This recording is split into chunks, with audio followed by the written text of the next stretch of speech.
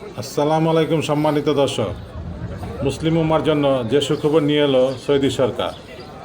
Saudi আরব মক্কার পবিত্র grand মসজিদের বাইরে একটি বিশাল সম্প্রসারণ প্রকল্পের ঘোষণা দিয়েছে।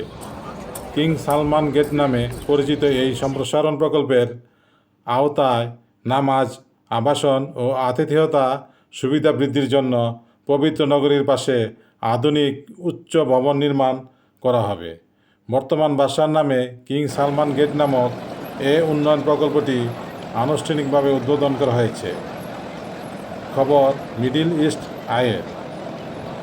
সৌদি আরবের ক্ষমতাধর নেতা ক্রাউন প্রিন্স মোহাম্মদ বিন সালমান 12 মিলিয়ন স্কয়ার মিটার জুড়ে এই প্রকল্প গড়ে তুলবেন। এই প্রকল্পের মধ্যে থাকবে আবাসিক, বাণিজ্যিক, সাংস্কৃতিক ও হোটেল সুবিধা।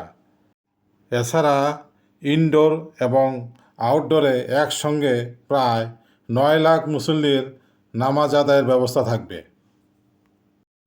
কৃত্রিম বুদ্ধিমত্তা দিয়ে বানানো নতুন এই প্রকল্পের একটি ভিডিওতে দেখা গেছে মক্কা নগরীর পাশ দিয়ে সুবিশাল উঁচু নিচু ভবনগুলো দাঁড়িয়ে আছে।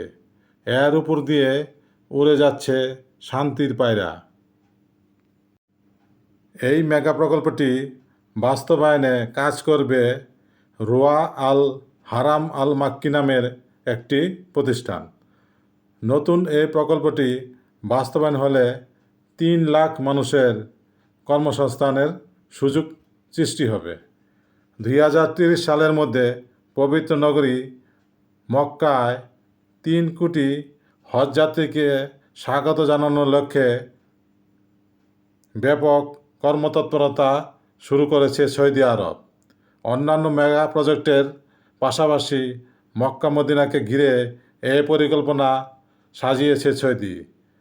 কারণ পবিত্র এই নগরীকে ঘিরে বিশ্বের মুসলিম সম্প্রদায়ের বিশেষ এক আকর্ষণ রয়েছে।